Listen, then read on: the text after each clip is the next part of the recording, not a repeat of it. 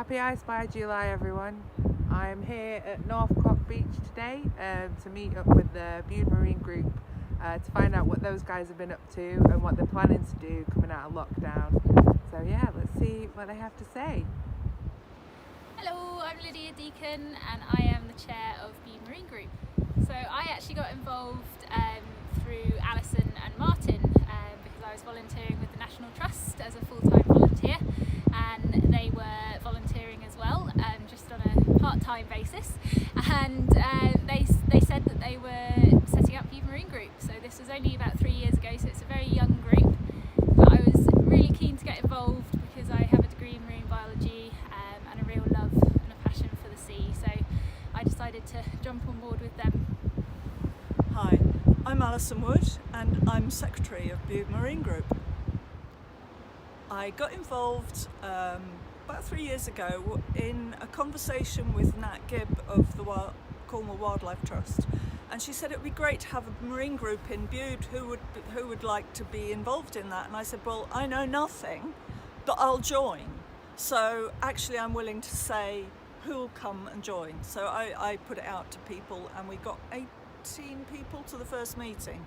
So, and we've grown from there. We now have something like 370 members on Facebook and 70 members that I correspond with otherwise.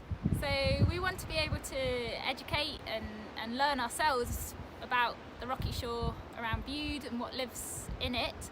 And recently we also want to be able to survey it and collect data on the species that live here, because of course, as we all know, climate change is heavily affecting our seas. It's warming them, it's acidifying them, and we want to be able to track those changes here in Bude, because without the data we can't protect.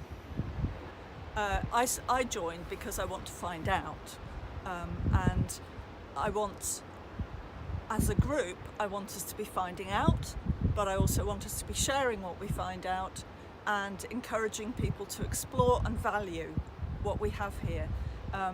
When I first came to Bude, I looked at these rocks and thought, they're barren. What's all this fun people have rock pooling? I don't understand. All I can see is barnacles and seaweed.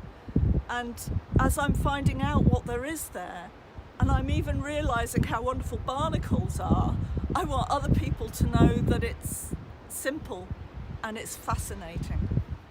So over the past few years we've been focusing on taking groups out rock pooling. We've tried to do a monthly rock pool, particularly in the summer, and then we've also tried to pick up on the winter some winter talks. So last year we had a talk from a good friend of mine who I went to university with, who had spent a lot of time in Antarctica studying whales and zooplankton, and it was a really interesting talk.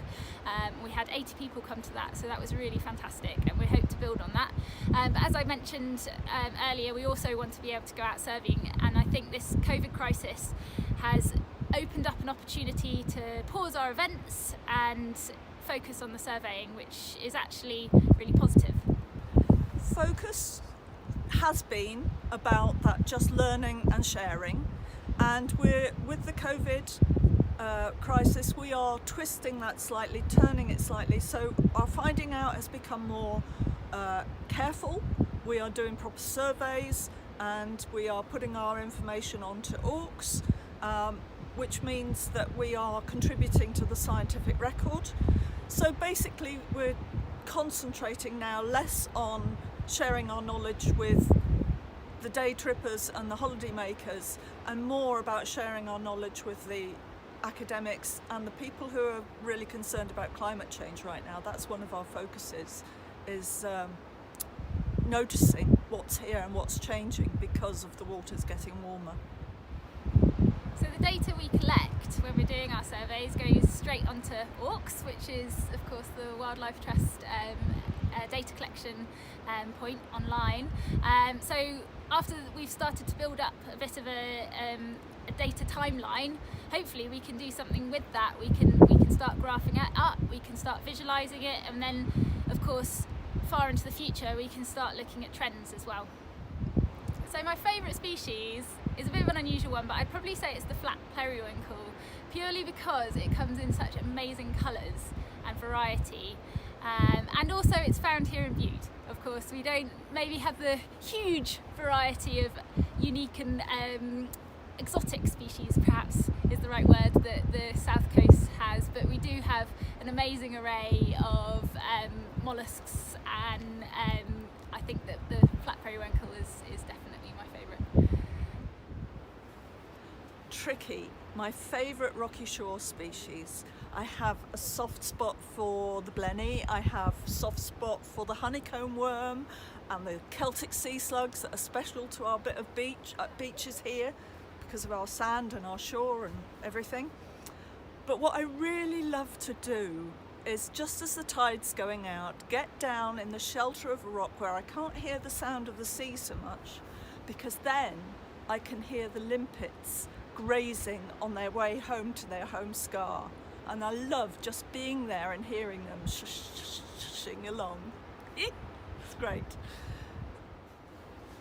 What I'd like to add is don't get seduced into thinking when you go to the shore you've got to find crabs, you've got to find starfish, you've got to find fishes. Actually, there are simple pleasures and simple beauties to be found just turning over a stone or looking at a rock. So I'd just say that even if you're out on a walk on the beach or you're just on a beach day, it's really worth recording what you see. So if you're taking your kids down there or you're just going for a walk with your dog, take your phone or take a notepad and just write down or take a picture of what you see and put it on ORKS, because without that data we're never going to know how our shorelines are changing, and it's, I think, really key looking into the future.